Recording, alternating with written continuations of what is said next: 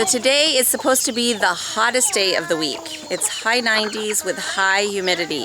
The humidity is just crazy. That's what makes it feel so much hotter, because it's just supposed to rain this weekend, I think, and you just feel that in the air with the heat, and so, woo!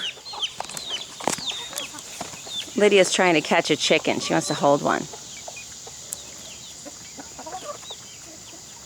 Try a little one, Lydia. Can you catch a little one? Oh, so close.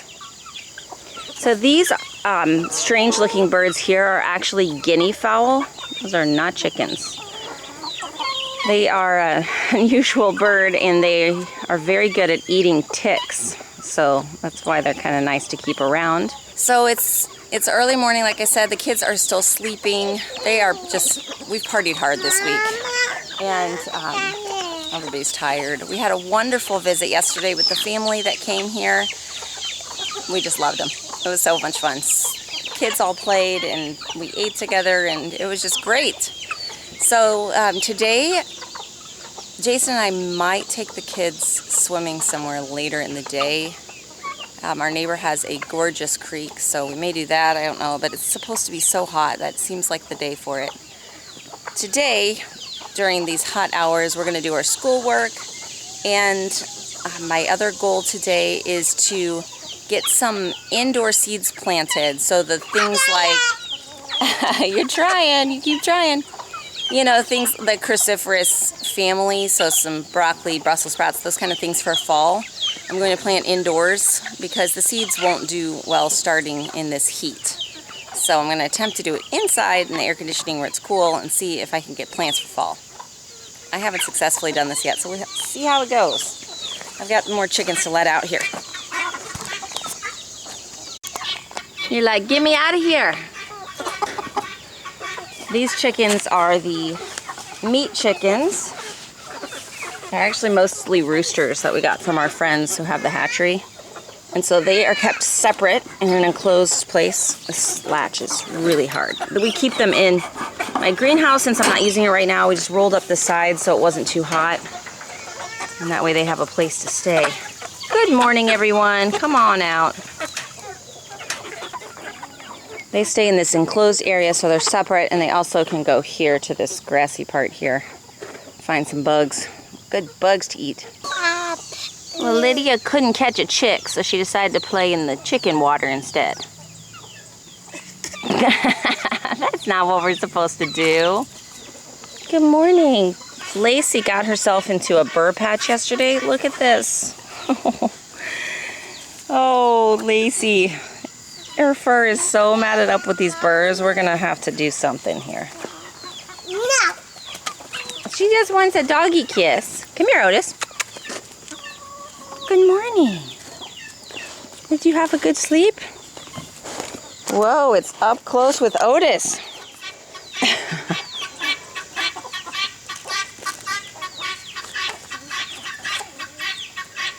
No. Come here, Otis. Puppies.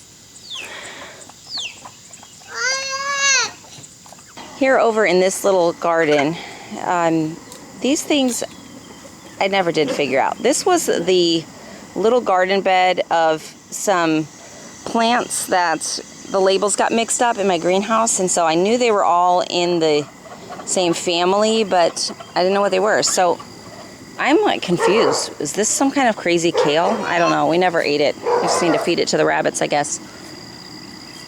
I sprinkled diatomaceous earth on these plants because you can see that they were getting eaten up. So I just went ahead and sprinkled that. There is a cabbage head down there, but it's pretty much getting destroyed by these worms. So I don't know if we'll actually get anything from it. So this whole bed right here was sort of an experiment and sort of a failure. I do have some calendula plants back there, but for the most part, it's been no good. So I haven't had a whole lot of time to dedicate to the garden in this past month. So what you see here is mostly just what the garden looks like when it's left to its own devices. I try to just enjoy what's done and not worry about the things that are undone, because we do a little bit each year and that's just what I'm able to manage. So even like all of this grassy area Someday I want this to have weed barrier down and mulch on top of it so that it's nice to walk through and we don't have to constantly weed eat in here. This big space here right at the beginning of the garden, I want to put another raised bed in, because obviously it's just totally wasted space. And then all of my raised beds, I actually want them to be tall. We had these boards that we put together and that's why they're that way, but I really want them a lot taller and fill them with more dirt and more mulch so that we can do this mulching system, which really has worked so well. I hardly water this garden at all. During this really dry spell that we had, I did turn the sprinkler on one day for like an hour and a half, but that's it. Then I haven't watered. And because of the little bit of mulch that we have down, it's been enough to keep things moist and growing. So here we have these cone flowers or echinacea. And the last time I did a garden tour, these weren't open, and I was saying they're black-eyed Susan. These were both gifts from our neighbor. Is that a black-eyed Susan? Not that it's open. I'm like, it's really pretty, but what exactly is it? I guess I could look it up and see.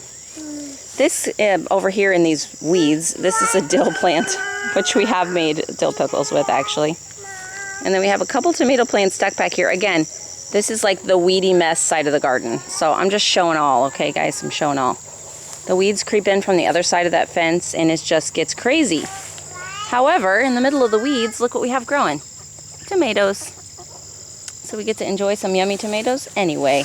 The weeds won't stop these things from ripening. We are just starting to get tomatoes more, and still not a ton. It's not been our most successful thing this year, but maybe we'll get enough to make them worth their space. This Swiss chard is beautiful, and I'm actually going to pick some of that today to saute. This is back to my Brussels sprouts story that I told you guys about. How I guess it's a cabbage worm maybe, ate the top of it, but the Brussels sprouts are still looking good. And again, I did a light sprinkle of diatomaceous earth on these plants too this week, but it looks like in here the dew has kind of made it fade away. So back here, this is one of the beds that I'm going to replant. So over the past week, we've had a lot of events and visitors and things, and so I told myself that once that time was done, then I have a couple days with no outside commitments like that. I want to do some planting in the garden. So that's today. That's what I'm going to do today. Because I know that here in our area, we can plant for fall. It's time. And so I want to get some of that in the ground. So this area here will be ready for planting. We just saved a couple of our yummy romaine lettuce plants for seeds. So once these are open, we can harvest those and get these plants out of here too. What are you doing, Miss Lydia? Are you picking cucumbers? And then over here again in more weeds, the edge of my garden is just like the weeds are always like the lions trying to creep in, aren't they? We have some zinnias here, and our blackberry plants along the edge produced wonderfully. We got a lot of blackberries this year. You can see they're kind of petering out there at the end. So what I learned is that we need to cut off all of the canes that produced berries this year, because they produce once and then they're done. They won't produce again on those same branches. So once we're totally done picking, we'll cut those off and the plants will be ready for next year. So I was really pleased with them this year. I couldn't believe how much they produced for just that one little line of plants right there. Just a couple plants. So this is my tomato patch. The tomatoes, I did this staking where you put a string from the bottom to a wire on the top, and then you just tie the tomato plants to the string as they grow. This seems to be working okay. Now we did have those big ugly tomato worms come in. You can see how they just strip out the plant here. It's terrible. So I found one, and I think Bella's found one that we fed to the chickens, but I know there must be more at large because I saw more evidence, and they camouflage so well. It's amazing how they're hard to find. But the plants aren't super full, but our neighbor who's a farmer, his tomato plants look like this and produce a ton. So I'm thinking, I'm just used to the real bushy look, But apparently there are two different types of tomatoes, indeterminate and determinate, and I'm just learning all of this. So there's just so much to learn with gardening, a little at a time, right? This area we did mulch, but this is a newer area. This used to be grass that we recently, I guess last year, turned into a mulch area, so the soil doesn't quite have enough richness to it yet. I need to put more of our, we make a rabbit poop tea, I guess. I need to put more of that down here because they're ready for some more nutrients. These 3 beds here have produced faithfully since spring, but I feel like the plants, they're kind of getting to the end of that. This is kale, Swiss chard. Look at how gorgeous that one is. That needs to be in a magazine. That's beautiful. And then these broccoli plants too. So I think we're kind of getting to the end that I need to pick them, cook the rest, and plant something else here. This is our first time growing broccoli. Lydia, careful, don't shake it. That's a tall sunflower. Careful, careful. Here, look at these flowers. Come here. Look at this.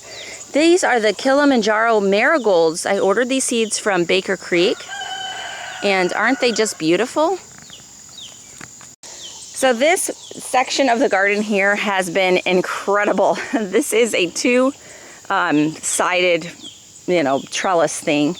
And on this side we have these purple climbing beans. So they turn green like green beans once they're cooked, but they're purple. And I think the last time I took you guys through the garden, they still weren't producing. Well, they are producing now. And I've actually been picking them daily.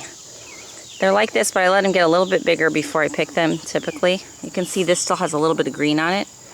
They'll get a little bit longer than this with no green, and then I pick them. You can see them all hanging down there. So that's really exciting.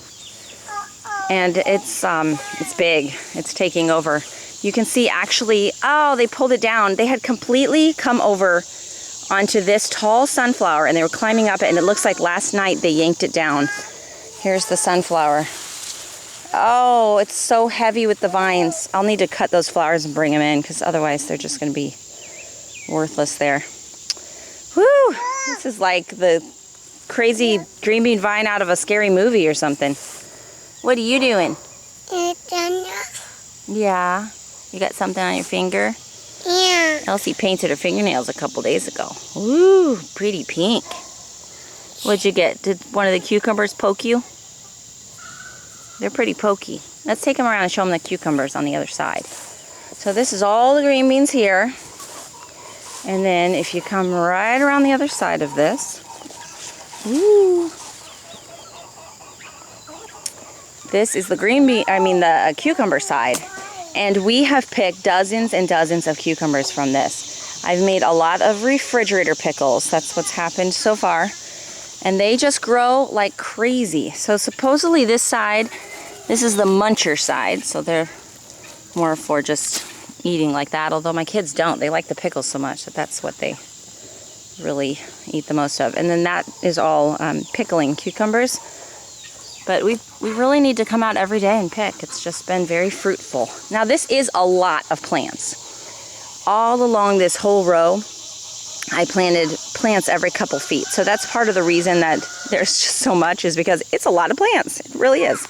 It's not like, a couple crazy vigorous vines that did all of this. Look at here, the green bean, purple beans, whatever they're called, are climbing over to this side. So my plan next year for this is actually to take this trellis down.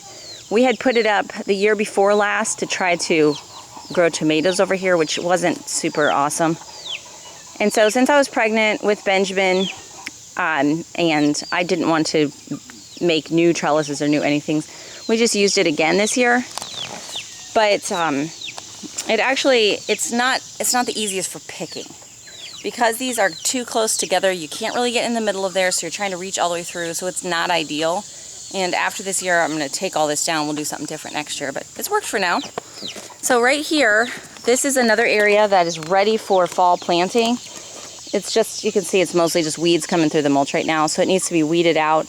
The big project in the garden, the never-ending project, is bringing in more mulch. To do this mulching system, they recommend starting with 4 to 6 inches, and we've never done that. It's just a lot of work to do that much mulch in this big of a garden. So that's why I still keep getting my weeds coming through. These are the okra plants. I replanted okra, just stuck some seeds right in the ground because my first batch did not grow.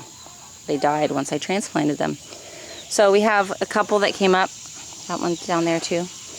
I'll be curious to see what they do at this point. And then here's my greenhouse right there. And then we have these huge sunflowers up there. These are the mammoth sunflowers that we're supposed to be able to harvest seeds from. But I think the birds are going to have an easier time getting them than us, because what do you think that is? 10 feet? It's tall. Back here in the back, just in this little corner, I do have a basil plant. This one I had planted from seed, and I thought none of the basil plants made it, but it did, and it's beautiful. And then we just have a few zinnias back here and some cosmos that haven't opened yet. They take such a long time to bloom.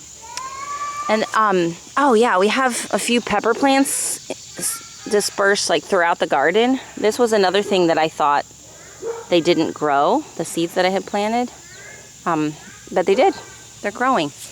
They're not super early because they're still little and green, but yes ma'am, you are really hollering. This is my big pot of asparagus plants. I don't think I did this right, but I read that the asparagus, the first year you put them in a temporary spot, and so these were grown from seed. And then that first fall, whichever one's fruit and berry you're supposed to pull out and throw away, those are the female plants. They aren't good for eating patch. And then the other remaining plants you put into a permanent location. So I think my temporary spot was not a good plan, because I've got them in this pot, but they're really crowded. I don't know. Is this fruiting? Is that a berry thing? It seems like this is doing something different. Yeah, I don't know. I'll check back with you in 3 years and see if we're eating asparagus. These little patches here are Samuel and Jeremiah's beds. You can see their tomato plants are actually doing really well. This is the oldest part. Well, this and that, the beds that I showed you that are doing so well with the beautiful Swiss chard, that was the original part of this garden. So that's been going for a couple years, and it produces the best plants. It's the oldest, most composted part of the garden. So they actually are getting quite a few tomatoes, but they hardly ever get red because the little ones come in here and eat them when they're still orange. Maybe someday we'll get a red tomato. Then he has this crazy volunteer green bean vine that I guess grew from last year's seeds that must have come up. Samuel's not a fan of weeding, as you can see. Like, buddy, you got to get out there and weed your garden. Not that I'm the best example for that, huh? This is Jeremiah, so he has some of those huge sunflowers as well. They're like blocking the sun from us. We planted 2 kinds of sunflowers. We have the mammoth sunflowers that produce the seeds, and then these pretty multi-stem sunflowers that are just for enjoying. Here's some more. These are some marigolds, also from Baker Creek, some really tall ones. I'm used to the short, squatty kind that they sell like at, Lowe's and Home Depot.